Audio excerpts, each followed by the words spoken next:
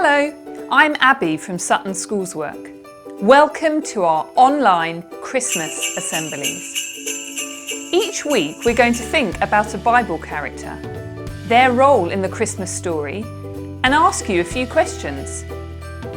We'll share with you what Christians believe, and finally, think about what we can learn from each character's story. Are you sitting comfortably? Then let's begin. Christmas. What do you think about when I say the word Christmas? Presents, mince pies, Christmas trees, baubles and tinsel. How much do you know about Christmas traditions? Time for a game.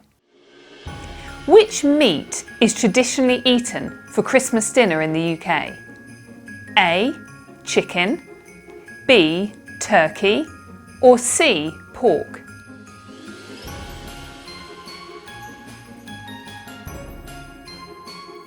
The answer is B. Turkey.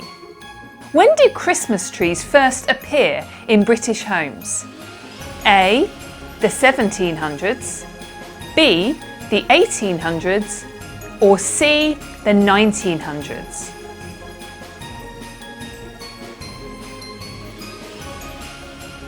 It was B. The 1800s. Which word is missing from this popular carol? Away in a manger, no, for a bed. A. Pillow, B. Rug, or C. Crib?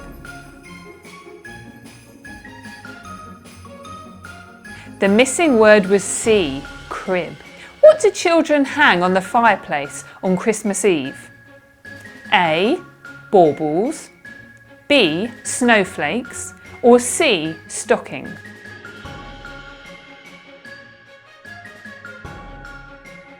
C. Stockings. What are the traditional colours of Christmas? A. Red and green, B. Silver and gold, or C. Blue and white? The answer is A. Red and green. How did you do? Today's story is about a young girl called Mary who had a really important role in the Christmas story.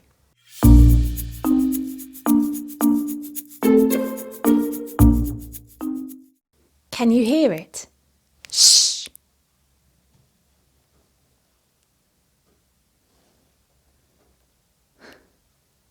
There it is.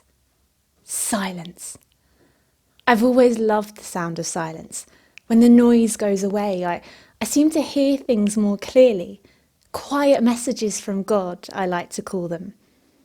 My mum has always teased me that I'm lost in my own little world, listening and waiting for something that never happens. Well, now it has. Big time. A massive, powerful figure appeared in front of me and told me that I had been chosen by God, favoured by him. At first I was really worried. It was a bit of a shock. This angel just popped up out of nowhere. He calmed me down and told me not to worry. Then he told me that I would give birth to a baby boy and should call him Jesus. That he would be great, a king, the most high, and so on and so on. But I wasn't really listening by then. I was just thinking, baby? How does that work? Where would I get a baby from? They don't grow on trees, do they? Would he deliver it to me direct from heaven or something? Don't be afraid, the angel said to me. The Holy Spirit will do this. This baby will be the Son of God. I suppose that ought to have terrified me, but it didn't. I just thought, yes, that makes sense. You see, I realised that those little messages I love to hear were always from the Holy Spirit. So he's not a stranger to me. He's a friend who I've known a long time. I know it sounds impossible, but as the angel said, nothing is impossible with God. Can you hear it? Shh. Nothing is impossible with God. Well, that was an unexpected visitor. Young Mary was getting on with her day, perhaps busy with house jobs, and suddenly an angel appeared. What a shock! And if that wasn't enough of a surprise, the angel told her she was going to have a baby. Not just any baby, the Son of God. Wow! Christians believe that God chose Mary for an incredibly special job.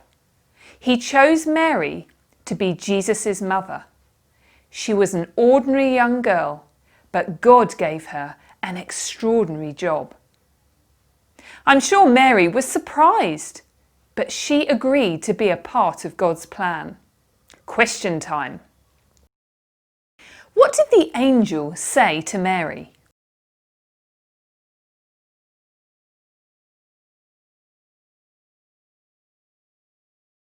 How did Mary respond?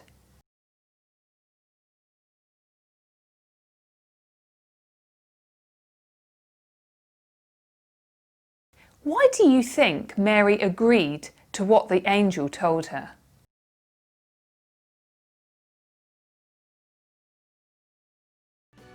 Today we heard about Mary. What can we learn from Mary's story? Mary was a young girl living an ordinary life, but God had an important plan for her.